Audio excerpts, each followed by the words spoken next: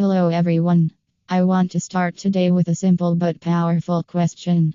Are you being too nice at work? Now, I know what you might be thinking: isn't being nice a good thing? And you're right. Kindness, respect, and collaboration are crucial in any workplace. But when nice becomes a mask for people pleasing, avoidance, and a lack of boundaries, it stops being a strength and starts becoming a liability. I spent years researching vulnerability, courage, and leadership, and one thing is clear: there's a big difference between being kind and being too nice. Kindness is about being honest, respectful, and standing in our integrity. Being too nice, on the other hand, often means saying yes when we want to say no, avoiding conflict at the cost of our own well-being, and prioritizing others' comfort over our own truth. Let's be real, most of us have been conditioned to be agreeable, especially in professional settings. We want to be liked. We don't want to be seen as difficult, but people-pleasing is not the same as kindness. It's fear in disguise. When we constantly say yes to more work, extra tasks, or staying late just to keep everyone happy, we might gain temporary approval, but at what cost? Burnout, resentment, a lack of respect for our own needs. One of my favorite things to say is, clear is kind. Unclear isn't kind. That means setting clear boundaries not out of selfishness, but out of self-respect. Saying, I'd love to help, but I can't take that on right now, is not rude, it's honest. When we fail to set boundaries, we silently train people to take advantage of us. And here's the hard truth. If you're always the nice one who never pushes back, people may respect your kindness, but they won't necessarily respect your limits. Avoiding tough conversations doesn't make conflict disappear, it just pushes it under the rug. And what happens when we keep sweeping things under the rug?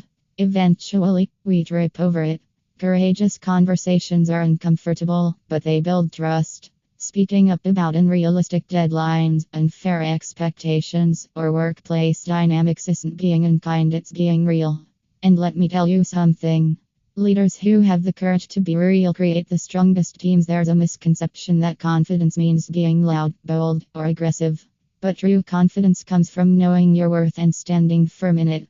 It's about recognizing that your voice, your time, and your well-being matter just as much as everyone else's. Being nice does not mean being a pushover.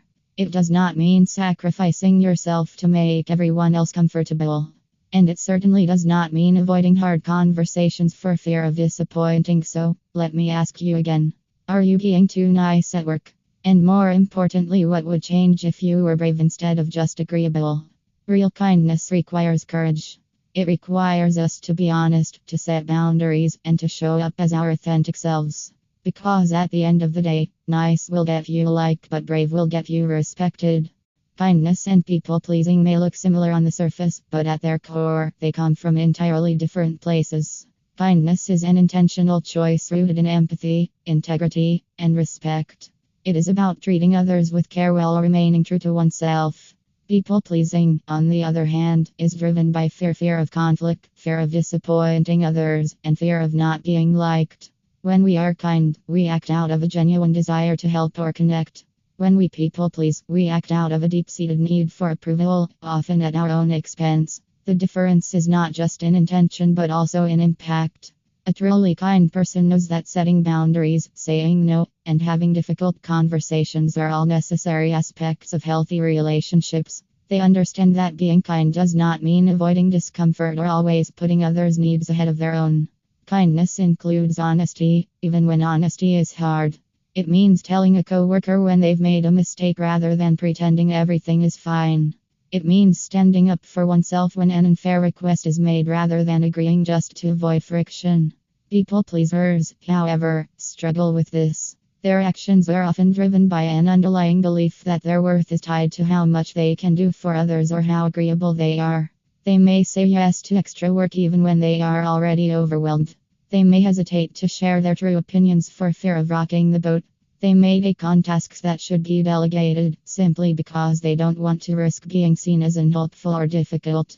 Rather than making choices from a place of confidence and self-respect, they operate from a place of anxiety, hoping that by constantly accommodating others, they will be accepted and valued. This creates an unhealthy dynamic both for the person engaging in people-pleasing and for those around them. When someone consistently prioritizes the comfort of others over their own needs, they often feel drained, overworked, and even resentful. What starts as a desire to be helpful can lead to frustration when they realize they are always the one staying late, taking on extra work, or smoothing over conflicts while others continue to operate as they always have. Over time, this can breed exhaustion and even bitterness, yet the cycle continues because the habit of people pleasing is deeply ingrained. For those on the receiving end, people pleasing can actually be confusing or even counterproductive. When someone constantly agrees, even when they don't truly mean it, it leads to a lack of trust. If a manager asks an employee if they can meet a deadline and they say yes, despite knowing they don't have the time, it sets everyone up for disappointment. If a colleague says they're fine with a certain decision when they actually have concerns, it can result in bigger problems down the road. People pleasing often leads to unclear communication, unmet expectations, and avoidable misunderstandings, none of which serve the workplace well. Another important distinction is that kindness is an internal value, while people pleasing is often an external performance. A kind person does not need validation to act with integrity. They do what is right even when no one is watching. They offer help when they genuinely want to, not because they feel obligated. A people pleaser, however, may feel compelled to be agreeable even when it goes against their true feelings. They may accept extra responsibilities not because they want to, but because they are afraid of what will happen if they say no. They may prioritize being liked over being respected, which can ultimately backfire. One of the hardest truths about people pleasing is that it doesn't actually lead to the deep connection and acceptance that the person is seeking. When someone is overly accommodating, always agreeable, and never willing to assert their own needs, they may be like. Over niceness is often seen as a positive trait, especially in professional and social settings where cooperation and harmony are valued. However, when being nice becomes excessive, it can start to undermine one of the most critical aspects of healthy relationships and workplace dynamics: boundaries. Boundaries are the invisible lines that define what is acceptable and unacceptable in how we treat others and allow ourselves to be treated. When someone is overly nice to the point of constantly prioritizing others' needs above their own, they gradually weaken these boundaries, often without realizing it. At its core, over-niceness stems from a deep desire to be liked, accepted, and seen as cooperative. While these are natural human instincts, they become problematic when they override personal limits. People who struggle with setting boundaries often find themselves saying yes when they want to say no, agreeing to tasks they do not have the capacity for, and avoiding conflict even when their own well-being is at stake. This pattern does not happen overnight. It usually begins with small compromises, staying late at work once to help a colleague, taking on extra responsibilities without speaking up, or accepting unrealistic deadlines to avoid disappointing a manager. Over time, these small sacrifices accumulate, and the person who started with good intentions finds themselves feeling overwhelmed, drained, and even resentful. One of the biggest issues with overniceness is that it sends a message to others, whether consciously or unconsciously, that boundaries are flexible or even non-existent. If someone repeatedly takes on extra work without objection, their coworkers and supervisors may assume they have no issue with the workload. If they never push back on unfair treatment, others may assume they are fine with it. When boundaries are weak or unclear, people around them start to operate as if those boundaries do not exist. This is not necessarily out of malice. Most people will naturally take the path of least resistance. If one employee always agrees to last-minute requests while another firmly declines when they are overbooked, who will the manager turn to when extra work needs to be assigned? The overly nice person becomes the default choice, not because they are more capable, but because they are more willing, or at least appear to be. The erosion of boundaries due to overniceness does not only impact work dynamics, it also affects personal well-being. People who struggle with setting limits often experience high levels of stress, burnout, and frustration. They may feel underappreciated or taken advantage of, yet they find it difficult to change the pattern because they have conditioned those around them to expect constant compliance. This can lead to a vicious cycle where they give more and more, hoping to gain approval or recognition, only to find themselves feeling increasingly exhausted and undervalued. Another challenge of overniceness is that it creates an imbalance in relationships. Healthy relationships, whether in the workplace, friendships, or family, require mutual respect and reciprocity. When one person consistently prioritizes others at the expense of their own needs, the dynamic becomes one sided. Over time, this can lead to feelings of resentment and frustration, as the overly nice person begins to realize that their kindness is not being reciprocated in the way they expected. They may start to feel invisible, overlooked, or even exploited, but because they have built an identity around being the helpful and agreeable one, they struggle to shift the dynamic. Avoiding difficult conversations is another way that overniceness undermines boundaries. Many people who are excessively nice avoid confrontation at all costs, fearing that speaking up will make them seem difficult or uncooperative. They may remain silent when a colleague takes credit for their work, allow a friend to repeatedly cop. Courageous conversations are the foundation of strong relationships, effective leadership, and personal growth. Yet, so many people avoid them out of fear of conflict, fear of rejection, fear of making someone uncomfortable, or fear of being seen as difficult. The reality is that avoiding difficult conversations does not eliminate the issues, it only pushes them beneath the surface, where they continue to grow. Problems left unspoken rarely go away on their own. Instead, they turn into resentment, misunderstandings, and even broken relationships. The power of courageous conversations lies in their ability to bring clarity, build trust, and create deeper, more authentic connections.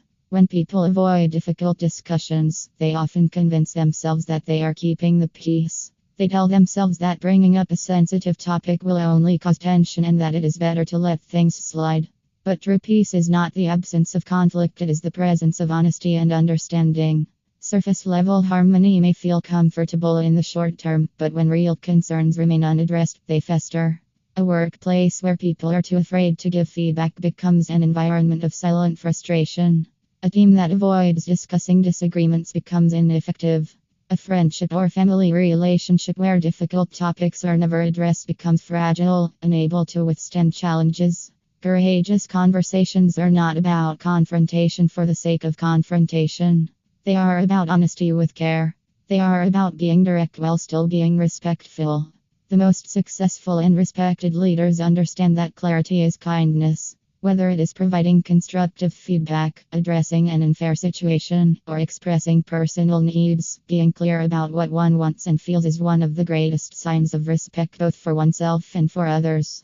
When communication is vague or avoided altogether, it leaves room for assumptions, and assumptions are where relationships start to break down. One of the biggest reasons people struggle with having these conversations is that they fear the other person's reaction. They worry about how the conversation will be received, whether they will be met with defensiveness or anger, or whether it will permanently damage the relationship.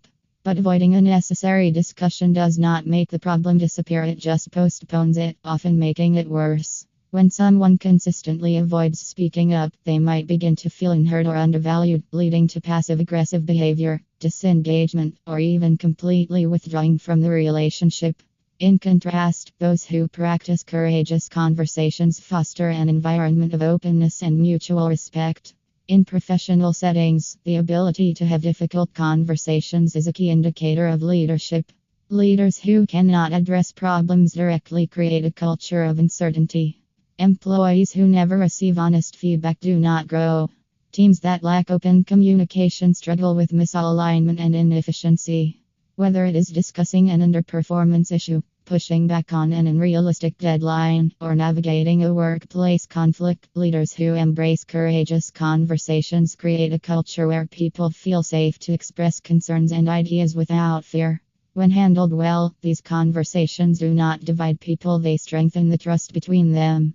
On a personal level, being able to have honest discussions is just as important. Relationships thrive when people feel safe to express their true thoughts and feelings. When someone feels hurt or misunderstood but does not speak up, they carry that emotional weight with them. Over time, these unspoken frustrations can create distance. A person might withdraw, become passive aggressive, or assume the worst about the other person's intentions. But when someone has the courage to say, "This upset me, I need Leading with confidence rather than compliance is about inspiring and guiding others through clarity, authenticity, and decisiveness rather than simply enforcing rules or seeking approval. True leadership is not about getting people to follow orders out of obligation. It is about creating an environment where people are motivated, engaged, and empowered to contribute their best work.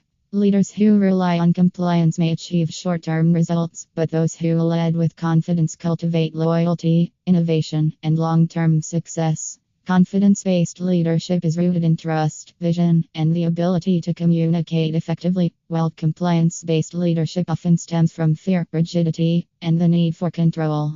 Confident leaders do not demand respect, they earn it. They do not need to exert power through strict rules or micromanagement because their leadership is built on credibility and influence rather than authority alone. They set clear expectations, but they also encourage open dialogue, feedback, and collaboration. Instead of making people feel like they must follow instructions out of fear of consequences, they create an atmosphere where people want to contribute because they feel valued and understood.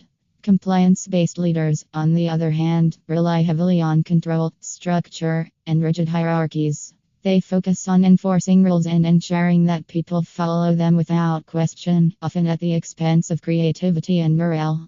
One of the defining characteristics of confidence-driven leadership is the ability to make decisions without constant validation. Confident leaders trust their own judgment while also remaining open to input from others. They do not seek approval at every turn, nor are they afraid to take risks when necessary. They are comfortable making tough choices because they are grounded in their values and vision. Compliance-driven leaders, however, often operate from a place of insecurity, needing external approval before taking action. They may hesitate to make decisions for fear of making mistakes, or they may overly rely on rules and procedures rather than assessing situations with independent thought. This kind of leadership can stifle progress and create a culture where employees feel restricted rather than empowered. Confidence-based leadership also fosters an environment of psychological safety, where team members feel comfortable expressing ideas, asking questions, and challenging assumptions. When people work under a leader who values confidence over compliance, they are more likely to take initiative, think critically, and contribute meaningfully.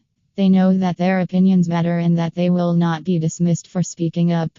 In contrast, when leadership is based on compliance, employees may hesitate to voice concerns or suggest improvements because they fear repercussions. This can lead to stagnation, as innovation is stifled when people are afraid to challenge the status quo.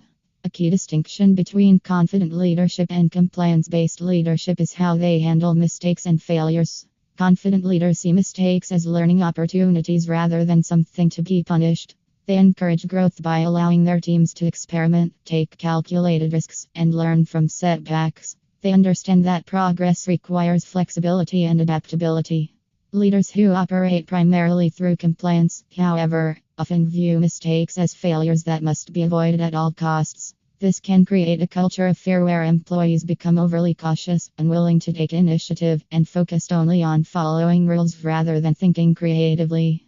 Another important aspect of leading with confidence is the ability to communicate with clarity and authenticity.